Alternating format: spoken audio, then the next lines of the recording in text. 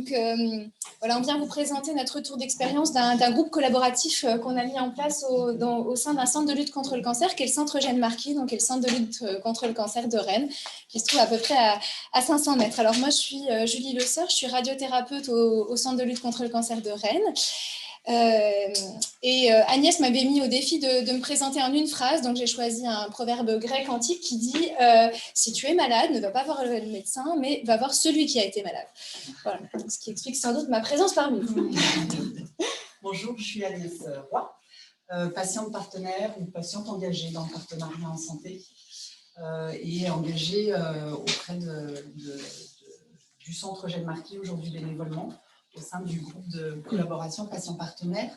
Me présenter en une citation, j'ai choisi celle de Sénèque, disant que ce n'est pas parce que les choses sont difficiles que nous n'osons pas, mais parce que nous n'osons pas qu'elles le deviennent. On peut s'arrêter là. Hein. C'est vrai. Un autre atelier. Tu nous fais perdre du temps. On a gagné 1 minute, bravo. Alors, pour présenter un petit peu le contexte de notre rencontre, je le disais, moi je travaille au centre Jeanne Marquis, qui est un petit centre de lutte contre le cancer. On a dit on a 18, nous on est plutôt parmi les petits centres. On a 4 départements classiques, chirurgie, radiothérapie, imagerie et oncologie médicale, un département de recherche. Et puis on a aussi un gros département de soins de support où il y a déjà des psychologues, une animatrice en santé qui anime un espace rencontre information. On a aussi des assistantes sociales, des diététiciennes, un département du TEP aussi au sein du centre. Mais vous voyez plutôt une orientation axée autour du patient, mais pas avec le patient. Et en fait, ce qui m'avait été demandé en 2020, sous-tendu par les démarches de certification, puisqu'on a été certifié cette année, probablement c'est ce qui a aussi donné l'impulsion de ça, on m'avait demandé de recréer un groupe collaboratif patient professionnel, puisqu'on avait historiquement un comité patient qui a été abordé dans la première présentation, mais qui avait cessé d'exister en 2018 pour des raisons diverses. Et du coup, en 2020, on m'a missionné pour recréer justement cette collaboration patient professionnel. Voilà. Le contexte et les objectifs du point de vue de la patiente que je suis, j'ai rencontré le cancer, où le cancer a frappé à ma porte 4 fois, la 4e fois c'était dans mon sein droit, en 2019. Et j'ai assez rapidement souhaité transformer cette expérience en ressources utiles pour et avec autrui. Donc en 2020, je me suis interrogée dans la dynamique rennaise, pour continuer à prendre soin de moi et ne pas forcément aller trop loin. Et j'ai été mise en relation, en contact par une oncologue, avec l'association OSE, qui était en train de se créer à Rennes. C'est une association qui s'adresse aux femmes atteintes de cancer du sein métastatique. Et dans la dynamique du centre Jeanne Marquis, de référencer des patientes ou des anciennes patientes, la présidente de l'association a été invitée à ce comité, à cette réactivation du comité patient professionnel, pardon, pas patient partenaire. Et donc on s'est interrogé, est-ce qu'on y va, est-ce qu'on n'y va pas, c'est mieux, c'est rassurant d'y aller ensemble, ok, on y va bien sûr. Et l'autre temps de contexte, c'était pile au moment, la première fois où je suis allée participer à une réunion. Je terminais ma formation de 40 heures ETP à l'IREPS et 35. Et j'étais à la veille de commencer le DU de patiente experte en rétablissement en cancérologie, référente en rétablissement en cancérologie, à l'Université des patients. Donc d'une idée, d'une envie, à la fin de mon parcours, 1 an après, mon contexte, c'était que quand même, c'était un peu plus précis, que j'avais envie de m'engager dans le partenariat en santé. Je ne savais pas encore trop.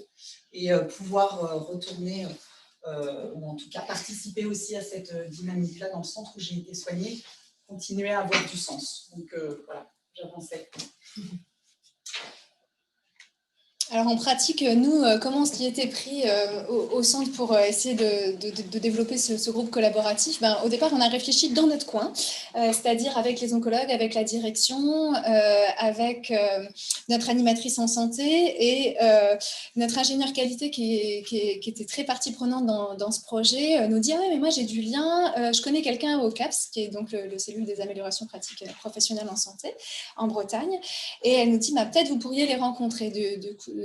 c'est à ce moment-là qu'on a rencontré l'équipe du CAS, et puis aussi une patiente partenaire qui est Géraldine Giboire, qui est déjà en activité à Rennes et qui accompagne des patientes pour un parcours de soins. Et on est complètement revenu en arrière. En fait, on essayait plus ou moins de faire rentrer des patients en chausse-pied dans un truc qu'on aurait construit de notre côté. Et en fait, on s'est dit, ça ne va pas marcher comme ça, on repart en arrière et en fait on accepte de se rencontrer une première fois avec une page blanche, juste pour faire la démonstration du concept qu'on peut travailler ensemble et qu'est-ce qui nous animerait pour réussir à travailler ensemble. Donc on est parti sur le concept quand même d'une première réunion qui réunirait donc des soignants qui sont motivés par ce projet, des membres de la direction, notre ingénieur qualité et puis des patients. Restait quand même la question de savoir quels patients. Pour les solliciter, Agnès l'a déjà un petit peu dit, on a fait un tour de table des différents oncologues. Est-ce qu'ils avaient des patients qui se sentiraient comme motivés pour revenir travailler avec l'institution, ou est-ce que certains s'étaient déjà manifesté. Et en fait, la direction avait gardé depuis 2018 des échanges de mails, puisqu'ils avaient reçu des contacts sur leur boîte mail de patients qui étaient un petit peu à distance de leur maladie ou encore en sein de leur maladie, mais qui s'étaient montrés volontaires pour participer à la vie de l'institution. Donc, on les a rencontrés soit de façon individuelle, soit par mail, soit par téléphone, soit avec l'animatrice en santé. Et puis, on a eu ce premier échange, donc cette première réunion qui était d'emblée co-animée avec Géraldine Giboire, qui était une patiente partenaire. Et donc, on avait proposé différents projets pour essayer de travailler ensemble et ensuite nous réunir. Du point de vue de la patiente, c'était encore très, abstrait et puis un petit peu impressionnant de revenir sur le lieu où j'avais été soignée il y a peu de temps. C'est devenu plus humain, ce dont j'ai besoin. Déjà, dans un premier temps, d'envoyer un mail, de vérifier qu'est-ce que j'avais envie d'écrire ma motivation, en fait, qu'est-ce que j'avais envie d'investir et pourquoi, en effet, ça m'intéressait de participer à ce groupe, à la suite duquel le docteur Julie Le Seur, à ce moment-là, à l'intérieur de moi, dans mon cadre de référence, m'a proposé un entretien téléphonique, ce que j'ai accepté tout de suite, parce que j'ai eu besoin de contact, de relations, pour continuer. Et lors de cette rencontre vocale, déjà une énergie pour moi a circulé, et ça m'a permis aussi de me rendre compte que j'investissais tant mon expérience de patiente, mais aussi mon expérience d'aidante, et tout ce que je pouvais encore apporter peut-être. Donc sur mon chemin, ça m'a permis de sortir des quelques freins dont on va parler tout à l'heure. La mise en place, ça m'a aussi demandé d'organiser, de rajouter quelque chose dans mon agenda, dans mon calendrier, ce qui à chaque fois est un pas de sortir de ma zone de confort. Et puis, dans une période de réactivation cognitive, c'était aussi vraiment sollicitant, rassurant, parce que c'était humain, dès le départ, assez humain. Alors, on vous le présente comme une ligne rouge, mais en fait, ce n'est pas du tout une ligne continue, parce que pour nous, on avait vraiment plein de difficultés. De mon côté, plein de peurs. En fait, la peur de l'attendu vis-à-vis de l'institution. Dans une démarche de certification, j'avais régulièrement des tas de coups de fil pour savoir comment on avançait là-dessus, qui c'est qui pourrait joindre quel groupe. Donc, il y a cette part-là. Puis, il y avait aussi la peur vis-à-vis des patients, c'est que vous embarquez des patients dans des projets, et puis est-ce que finalement, ils vont se retrouver? Est-ce que finalement, ils vont avoir la marge de manœuvre dont ils auraient besoin au sein des projets? Est-ce qu'on ne les fait pas venir juste pour être finalement un alibi de ce qu'on voudrait? Donc voilà, tout ça se mélangeait pour moi, avec en plus deux sous-tendus, le problème de disponibilité toujours à retrouver sur un temps de travail avec une charge clinique, une activité à temps partiel. Et j'en perds un, c'est pas grave. Ouais, ça reviendra. Ça reviendra. Ouais. Et en réseau, t'hésites pas, si ça revient. Si, c'était de dire que j'avais absolument aucune... en plus, ça fait du lien, pardon. Aucune expérience sur l'animation de groupe. En fait, je suis venue là, c'est pas du tout ma formation. On me l'a proposé un peu comme ça. Et vraiment, je trouve que le partenariat, c'est aussi ça, quoi. C'est d'animer un groupe, et c'est notre rencontre qui démontre. Les freins, encore un peu sous le poids de toutes mes questions de légitimité, d'utilité, de crainte de me faire mal. de peut-être pas être accueilli, voilà, ce qui reste des points de vigilance, et en même temps la motivation et la sécurité d'y aller avec ma compère présidente de l'association, et pour le coup d'aller mettre un visage sur une voie qui m'avait bien motivée et sollicitée. Donc au final, beaucoup de craintes, de peur, on rentre dans une aventure humaine où les rôles sont différents et en même temps commence déjà à s'abaisser pour les séparer à la rencontre à partir de vulnérabilité, ou en tout cas avec nos vulnérabilités.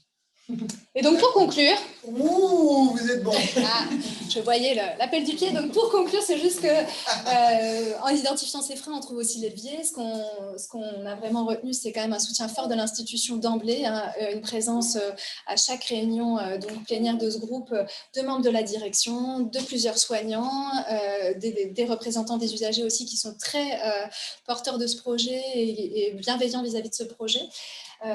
Donc vraiment un fort soutien, un côté très humain, voilà, et puis une co-motivation, quoi. Clairement c'est cette rencontre, c'est le côté binôme, le côté co-animation qui fait que ça nous donne la volonté de l'animer. Et puis un petit clin d'œil aussi sur le fait de, quelqu'un a dit hors les murs, c'est Sylvie qui disait hors les murs.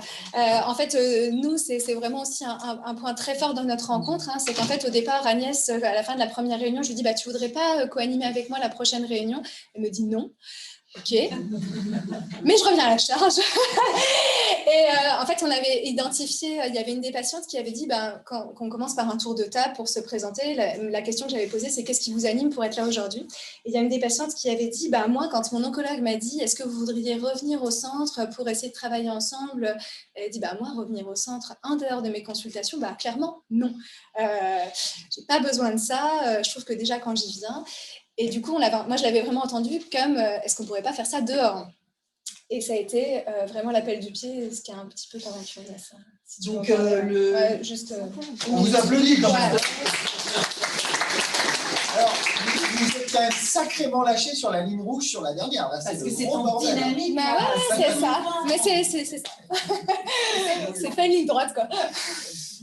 Ouais, juste sur les leviers, le nom vient à l'endroit d'une dynamique qui fait partie de l'humain, qui me semble très important. C'est une connaissance pour le coup de moi et de prendre des temps de respiration pour savoir ce qui est juste.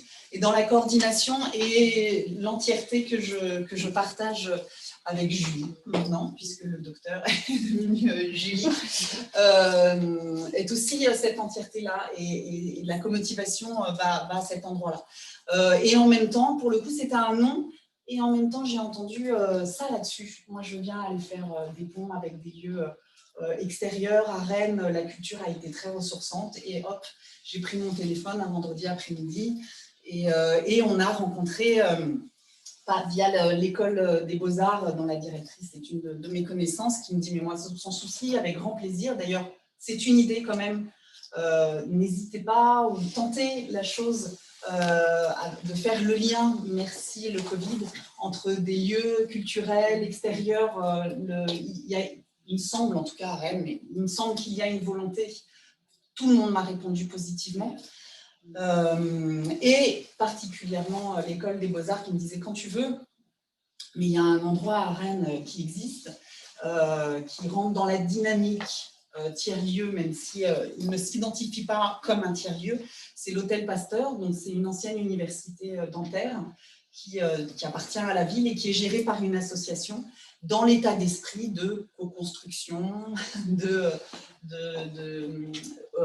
au service de toute initiative citoyenne. Donc le prêt gratuit de 3 heures à 3 mois. Donc nous, il y a une convention de partenariat maintenant qui a été signée entre le Centre Eugène Marquis et l'hôtel Pasteur. Donc, et c'est vrai que cette première réunion a permis une libération de la parole au niveau des patients partenaires. Et au niveau des professionnels de santé, Julie a eu tout de suite un retour en disant quel bonheur de plus être... Enfin, quel bonheur. Merci. Mais c'est vrai, quel bonheur et quelle libération aussi de différencier son investissement professionnel, de pouvoir laisser son téléphone là-bas, sa pelouse. Moi, je dis c'est la chagouche, ça laisse des stèles. Close à guiche.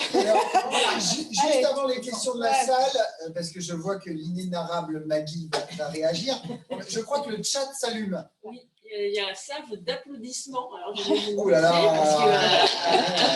parce que, voilà, là, des applaudissements, des remerciements et des félicitations. Donc, je voulais vous les partager dès maintenant, là, à partir de là. Voilà, c'est Là, un c'est applaudissement applaudissements. d'applaudissements. Merci. Donc, pas tellement de questions. Merci le chat, un chat enthousiaste. Sur toutes les présentations, ils sont contents. Donc nous aussi. Et donc nous aussi. Donc nous aussi. Voilà. Est-ce que vous avez des questions, la salle? Donc Maggie. Moi, je m'adresse à vous, la clinicienne, et j'étais par curiosité, je voulais savoir, au niveau de vos autres collègues, est-ce qu'il y a cet enthousiasme que vous manifestez pour le partenariat patient, ou c'est vous qui devez porter la bonne parole? Alors, quand je parle des collègues, c'est vraiment les radiothérapeutes, les chirurgiens, les oncologues, parce que l'ensemble des soignants, en général, sont faciles à convaincre qu'il y ait une personne partenaire, enfin, de mon point de vue.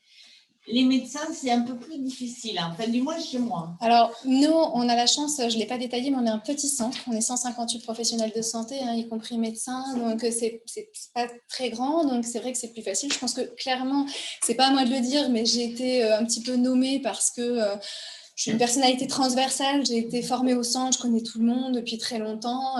J'ai ce côté, où je mets facilement un pied dans la porte et c'est plutôt bien accueilli. Donc, je pense que c'était stratégique aussi de me mettre sur cette position-là. Mais quand même, on a un accueil qui est quand même plutôt positif. Clairement, on a une présidente de CME qui est oncologue médicale et qui était très, très, très favorable à ce projet et qui l'a soutenu d'emblée. Donc, tout ça, c'est vraiment le terreau du bon accueil. Et puis, stratégiquement, quand j'ai rencontré Agnès, la première question qu'elle m'a posée, c'est vraiment, je me souviens très bien, elle me dit, mais en fait, alors, moi, ce qui m'intéresserait, c'est de faire un stage et puis de rencontrer aussi les oncologues. Alors, elle ne l'a pas dit comme ça, mais c'est comme ça que je l'ai compris. Quel est l'oncologue le plus pire et qui serait le plus réfractaire avec qui je pourrais aller? Et donc, en fait, c'est tout à fait stratégique. Et du coup, ceux qu'on aurait pu identifier comme les pires, en fait, on les a conviés dès le départ. Et en fait, l'idée, c'était de se dire, si on n'arrive pas à les motiver, eux, ça ne peut pas marcher. Et en fait, ça marche. Non, vous n'aurez pas les noms. Non, clairement non. Je ne les ai pas moi-même. Voilà. Je les identifie pas. Donc, merci. Moi, j'ai juste une question sur ces ateliers hors des murs. Est-ce que ce sont des ateliers délégation de thérapie? Non, pas du tout. Ouais, non, en fait, c'est ce groupe. Enfin, on l'a pas détaillé finalement ce qu'on en fait. On en donne l'illustration juste après, une des illustrations juste après. En fait, c'est des réunions plénières. Donc, c'est un groupe collaboratif, mais pas à destination des patients, mais plutôt sur. C'est pas de l'accompagnement des patients, mais c'est des rencontres patients professionnels. L'idée, c'est d'améliorer la prise en charge de nos patients. Et en fait, ces réunions plénières où on échange sur les projets qui sont menés en intervalle, elles sont faites hors les murs. Elles sont faites dans ce tiers-lieu. Mais pourquoi pas transplanter les ateliers qu'on fait à l'extérieur? Et on a quand même aussi, je fais un petit clin d'œil à M. Doulin qui est là, mais on a un jardin thérapeutique qui n'est pas dans les murs, qui est proche, mais qui n'est pas dans nos murs, mais qui est aussi la façon d'accueillir hors les murs. Et je pense que c'est vraiment une thématique qui peut faire l'objet d'un autre atelier, mais c'est vraiment une thématique importante, intéressante. C'est 4 réunions plénières durant lesquelles professionnels de santé et patients engagés en fait sur le volontariat. Les deux entités sont bénévoles, d'accord. Et il y a des propositions ou d'idées de groupes de travail qui peuvent, entre ces 4 séances plénières, travailler ensemble, dont par exemple l'UTEP du centre Jeanne Marquis, ça fait partie de la relecture d'outils de communication, d'évaluation, participer à une commission éthique, l'Institut régional de cancer, et alors l'ISA, on a la possibilité de dire, n'oubliez pas que les bureaux carrés avec le professionnel de santé et le patient, ce serait bien de prévoir dès maintenant des ronds ou alors des petits salons. Bon, sofa. Alors, il y en a, mais nous, il n'y a pas droit, c'est que les consultations d'accompagnement. Je rejoins Sylvie. Pour les professionnels de santé, mon engagement dès le départ, il est certes dans une paire aidance, mais la paire aidance, elle n'est pas que, c'est pas c'est et la paire aidance, il y a aussi et dans notre authenticité, il y a eu un moment charnière dans notre rencontre après le mail, le téléphone et cette première invitation et ce premier non, mais oui, c'était au téléphone encore de l'expression mutuelle encore un peu plus en profondeur d'une vulnérabilité où je partageais à Julie, après une nuit un peu agitée, stimulée de tous les côtés, lui dire mais en fait j'ai peur de vous bousculer avec mon énergie et Julie m'a dit moi j'ai peur de vous décevoir. Ayons peur ensemble. Et là, mais ça n'empêche. Allons au spa. On n'est pas allé au spa. Une question de madame, oui. Je vous vois. Alors, présentez-vous. Alors moi, je suis Stéphanie Spataro, je suis patiente partenaire salariée dans un établissement de santé maladie rénale. Voilà. Du coup, moi, j'avais une question. Quand on fait groupe en dehors des murs avec des professionnels, est-ce que les professionnels, c'est sur leur temps de travail rémunéré ou ils viennent bénévolement? Alors, je vais peut-être répéter pour le chat parce que c'était pas très fort. Est-ce que les professionnels, c'est sur leur temps de travail? Ils interviennent sur leur temps de travail? Alors non, en fait, on est mis en fin de journée. La réunion, elle a lieu entre 17h et 20h, donc c'est considéré hors temps de travail. Ça a été une discussion régulière et de la part des soignants, et je l'ai encore eu la semaine dernière, est-ce que ça peut être mis sur du temps de travail? Et ma réponse, elle est non, parce qu'on a aussi plein de patientes qui ont une activité professionnelle et je ne vois pas pourquoi. Enfin, voilà. Donc c'est à nous de s'adapter et ce côté hors les murs, ça nous amène aussi vraiment là et sur un sentiment d'équité, c'est-à-dire que tout le monde pose son téléphone, mais quel qu'il soit, hein. Enfin, on a tous des téléphones professionnels, quoi qu'on fasse. Et du coup, moi, je laisse ma blouse, je laisse mon téléphone, mais d'autres patientes qui ont des activités professionnelles, elles laissent aussi leurs ordinateurs portables, leur téléphone, et on se retrouve d'égo à égo. D'accord avec vous, mais effectivement, c'est une question qu'on pose tout le temps, en fait, que ce soit les cadres, que ce soit les infirmières. Alors, les médecins, on ne parle pas, parce qu'on n'en jamais, mais... Je suis désolée. Hein, non, mais... C'est un vrai sujet. Last question. Oui, last question. Je vais faire 2 ans, non? Alors, oui, mais en anglais, du coup. Yes, of course, no problem. Alors, petite question, c'est une fois par mois? Non, c'est 4 fois par an. 4 fois par an, d'accord. Et comment sont définies les thématiques? Alors, on co-anime, en fait, donc on définit avec la patiente avec qui on anime, soignant-patiente, l'ordre du jour. En fait, en gros, c'est toujours un petit peu la même trame, c'est qu'en dehors de ces réunions plénières, on essaie d'avancer sur des groupes de travail, sur des projets qui sont soit soumis par les soignants, soit...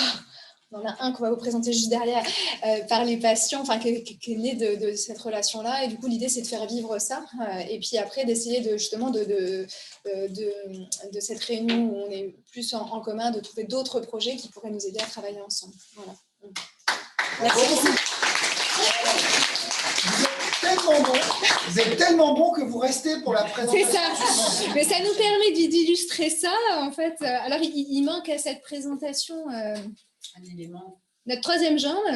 Alors pour les gens en ligne, en fait, c'est les mêmes qui vont présenter la diapo suivante. Voilà.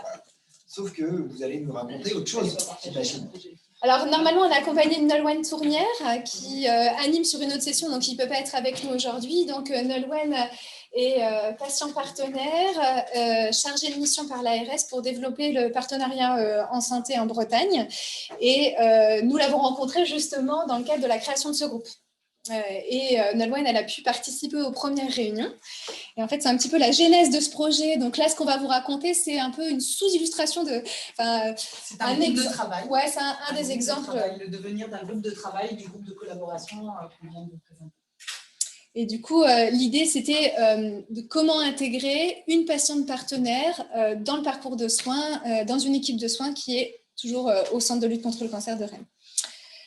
La genèse, elle est vraiment là, hein, c'est qu'au sein du groupe, en fait, les projets là, dont on a parlé, les fiches projets, elles étaient souvent soumises par les soignants. C'est-à-dire que nous, on arrive, on se dit, bah, tiens, ce serait enrichissant pour nous d'avoir un patient qui nous accompagne sur ce projet-là, qui pourrait donner son regard.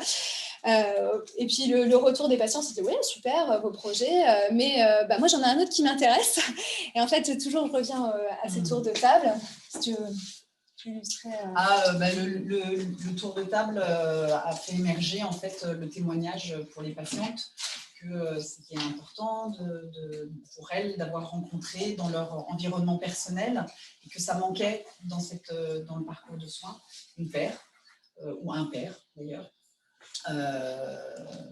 Voilà, il ne s'est pas tombé dans l'oreille de sourd parce que c'est revenu dans différents groupes de travail, quand même, que ce soit dans l'organisation de l'Institut régional de cancer ou de des tables rondes. Et alors, est-ce qu'il y aura un espace possible de rencontre entre pairs?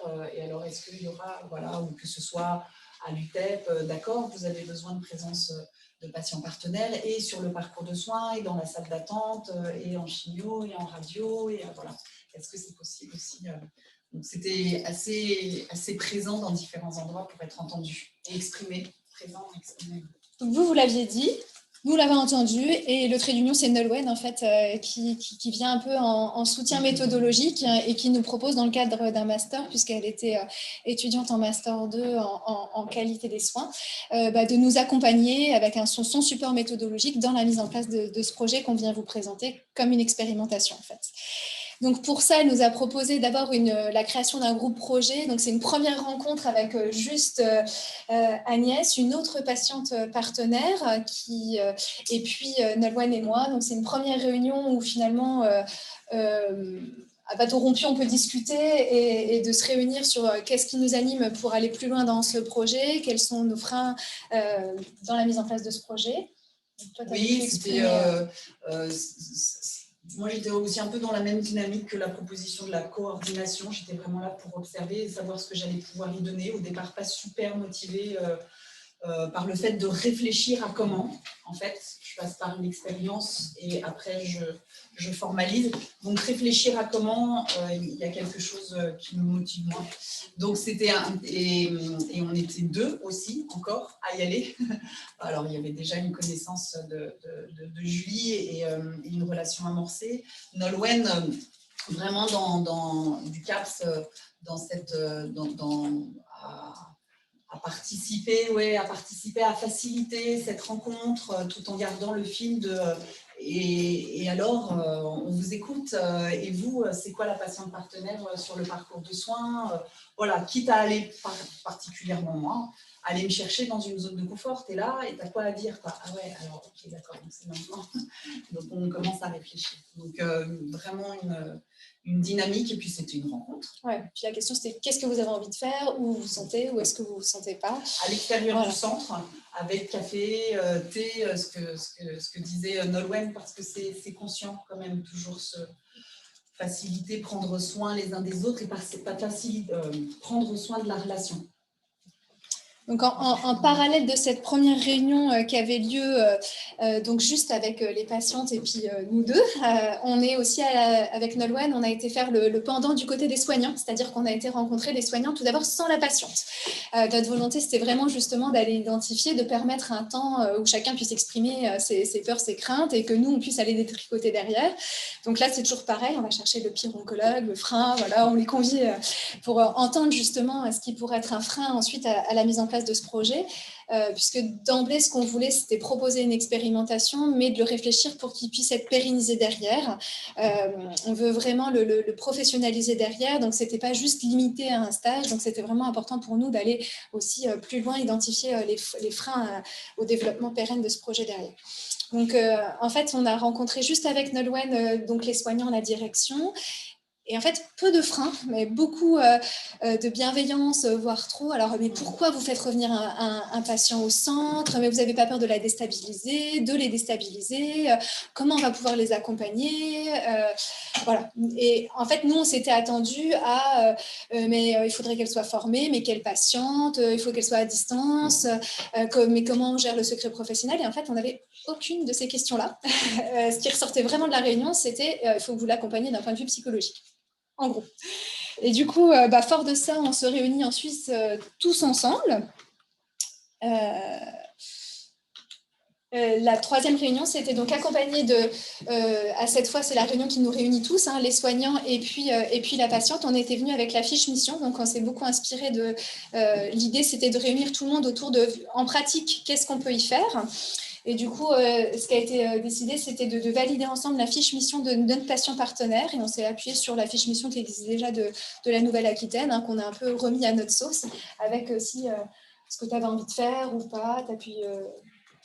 Oui, alors ce que j'avais envie de faire, ça se formalisait avec et le DU, théoriquement parlant au DU à la Sorbonne, et aussi avec la possibilité de faire des stages. Et là, comme ça prenait forme ici, j'ai appelé Sabine Dutheil pour aller lui demander est-ce que je peux venir voir comment tu fais et quoi qu'est-ce. Ça reste une présence vraiment importante pour moi de pouvoir être en réseau et en lien avec Sabine Dutheil, mais voilà, je serais aussi heureuse de pouvoir être en lien avec un réseau de patients partenaires. Je sais que c'est à moi aussi d'y participer. Voilà, donc il y avait 3 grands piliers sur cette envie, partagée aussi avec l'autre patient partenaire qui fait partie de l'équipe, tant auprès de l'équipe médicale. Donc là, ce serait plutôt comme un traducteur, parfois, et puis possiblement un messager, s'il y a besoin de faciliter la relation et l'expression des doutes, des freins, des difficultés de patient à médecin, et aussi l'inversement, de médecin à patient, toujours dans le respect des uns et des autres. Donc prendre soin de cette relation, pouvoir être auprès du patient et entendre l'invisible, l'invisible, ou peut-être aider parfois à identifier ce qui est là. Soit ça arrive spontanément, soit des fois ça n'arrive pas. Oser mettre des mots et puis parfois oser aller le dire aussi. Le centre Jeanne Marquis est déjà quand même dans une dynamique de prise en soin de la globalité du parcours du patient. Donc souvent je suis panneau indicateur, quoi. Et eux, et il y a aussi cette notion de l'extérieur, donc enfin de l'extérieur, pardon, après le parcours de soins. Et après le parcours de soins, qu'est-ce qui se passe? Alors, juste pour terminer, c'est le gros tableau récapitulatif méthodologique de Nolwenn. On a bien conscience qu'il n'est pas très lisible, mais on le partage. En fait, c'était juste important pour nous de vous partager justement toutes les questions qu'on a pu identifier dans la mise en place de ce projet, et puis d'amorcer des pistes de réponses qu'on a pu identifier. Avec un point de vigilance vraiment dans l'engagement patient, voilà, dès le départ en amont, et souvent l'intégration peut se faire au moment de l'intégration opérationnelle sur le terrain. Or, la méthodologie et la veille de Nolwenn a été de le mettre, voilà, d'inviter tout le temps à dynamiser, à animer le partenariat dès le départ du projet. Bravo! Comme ça va bien. Est-ce que vous avez 5 minutes de questions? Donc, vas-y, Maud. Quel lien vous avez avec la commission des usagers? Par exemple, est-ce que ce genre de projet, c'est dans le projet des usagers de la commission des usagers qui est inclus dans le projet d'établissement? Alors, c'est pas inclus dans l'émission nos représentants des usagers participent au groupe, ils ont été conviés dès le départ. En fait, elles participent, on a 3 représentants des usagers, on en a une qui a été présente à chaque réunion du groupe. À la fois, elle est conviée au groupe collaboratif qu'on a, mais aussi dans Scopil, elle était partie prenante, et elle nous accompagne aussi dans ce projet-là. Après, au-delà de la présence, est-ce qu'à un moment donné, c'est traduit, c'est reporté en commission des usagers? Oui, c'est prévu sur la prochaine commission des usagers, de faire justement le retour de cette expérimentation, absolument. Et ça a été traduit aussi par une rencontre, moi, représentant des usagers, pour moi, c'était une association, et en fait, juste avant notre implication toutes les deux individuelle, alors je dis toutes les deux, mais il y en avait plusieurs, à participer à une certification. On a attendu notre passage et là on s'est rencontrés. Il y a une implication et elle fait partie avec Sabine Dutheil entre autres d'un groupe de piliers sur lesquels moi je peux m'appuyer. Et voilà, quand j'ai des moments de doute, et quoi, et qu'est-ce, et là est-ce que je vais dire un gros mot, ou quand Julie est aussi prise par plein d'autres choses, car elle est quand même contactable et disponible, mais en tout cas quand elle est prise, donc elle est vraiment intégrée même dans la relation à quelque chose. Mais le retour de ce projet, il est prévu à la prochaine commission des usagers en tout cas. On est en phase de formalisation du retour. Alors, on a le chat qui est emballé par votre projet. On a Hélène Gerbal qui nous pose la question, cette initiative a-t-elle vocation à essaimer? Ah bah, évidemment. Évidemment. C'est pour ça qu'on est là. Et on espère bien que notre présentation va essaimer. On va prendre l'arrosoir de... C'est ça. Moi, j'adore la présentation du terrain. ensemble. Alors peut-être on a la place, on a 2 minutes pour une dernière question, si vous voulez, une remarque, une réaction, si vous voulez réagir. Poser une question. Désolée, juste avant, en termes d'essaimage, j'entends quelque chose quand même que il est question de aujourd'hui, c'est une phase d'essai et une phase d'expérimentation que nous terminons avec une patiente partenaire dès le départ. Dès le départ, il y a la volonté, de professionnaliser, alors à 2 niveaux, intégrer à l'équipe de soins et en même temps rechercher une rémunération. Ça, c'est singulier à ma situation. Je suis en reconversion professionnelle et c'est en transparence que ça a été partagé. Et s'aimer, il y a une volonté de pouvoir agrandir, enfin offrir cette présence à plus de patientes et aussi avec plus de patientes partenaires. Donc si dans le temps, pour moi c'est assez clair aussi, si dans le temps c'est pas possible de pouvoir offrir une rémunération, voilà, je participe à ouvrir la possibilité. Donc j'entends qu'il y a des s'aimages dans d'autres établissements, et oui, avec plaisir pour témoigner. Il y a aussi les s'aimages au centre Eugène Marquis. Voilà, c'est pas qu'une patiente partenaire qui va... Enfin, c'est combien de patients? Moi, je ne peux pas. Hein. Enfin, voilà. Et j'ai besoin d'autres. Là où il y a une volonté, il y a un chemin. Exactement.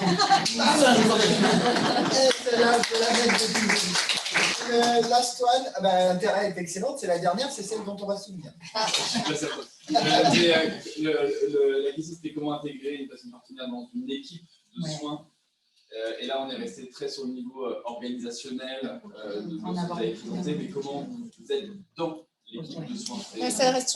C'est une excellente question, hein, parce que c'est vrai qu'on ne l'a pas dit, mais pour des raisons de calendrier, en fait, on a mené cette expérimentation sur l'été, ce qui n'était probablement pas du tout stratégique pour intégrer dans une équipe. Et c'est vrai que c'est ce qui nous manque, franchement, pour l'intégrer réellement comme un vrai professionnel de santé dans l'équipe. Parce qu'on n'a pas de réunion multidisciplinaire où on pourrait discuter des dossiers, parce que les patientes que tu as accompagnées, c'est sur des cursus de temps différents, c'est au diagnostic, c'est en cours de chimiothérapie, c'est en fin de parcours de soins. Ça, c'était une volonté aussi d'accompagner des personnes qui sont en fin de parcours de soins. Mais du coup, après, c'est vrai que du coup, il y a moins de liens dans l'équipe. Donc, ça reste pour nous, au contraire, une excellente question pour réellement l'intégrer comme un professionnel. Il y a 3 choses, moi je peux le dire, 3 choses clairement qui m'ont facilité l'intégration. Je connaissais quand même un peu le centre. Donc peut-être que si jamais ce n'est pas le cas, penser à montrer où et quoi, etc. Après, j'ai une personnalité qui fait que quand je suis paumée, je ne regarde pas mon Google, mais je demande. Donc là, c'est une autre... la personnalité de Julie, qui est en même temps fédère, et lorsque je dis que je travaille avec Julie Le Sœur, c'est mais ouais, c'est génial. Donc, si tu travailles avec Julie Le Sœur, tu dois être génial aussi. Oui, bien sûr que Julie est en moi. Et puis avec Agnès, on rôde dans les services le soir, tard, et on va dire à tout le monde, en fait ça passe par là, hein, la communication c'est d'aller présenter tout le temps, d'aller voir l'aide-soignant, la secrétaire d'accueil, parce que c'est par là que ça marche, quoi. Hein. Enfin, c'est comme ça que ça marche, quand vous présentez, quand vous connaissez, quoi. Et le troisième point. Alors ouais, concernant Julie Le Sœur, je dis juste que sa personnalité me permet et me libère aussi d'oser aller mettre mon pied dans la porte, appeler, etc. Donc il y a vraiment toujours cette co-motivation. Et le troisième point quand même, qui n'était pas prévu dans ce... c'est que j'ai fait une stage... Oui, il y a Amour. Allez à la c'est ça. Amour. La présentation Amour. Et là, le troisième point, c'est que avant cette expérimentation-là, moi j'ai eu besoin d'aller vérifier ce que ça me faisait d'être au centre où j'ai été soignée, pour en créer ou pas. Enfin, voilà. Est-ce que je serais de cette expérimentation? Et j'ai fait donc une semaine de stage.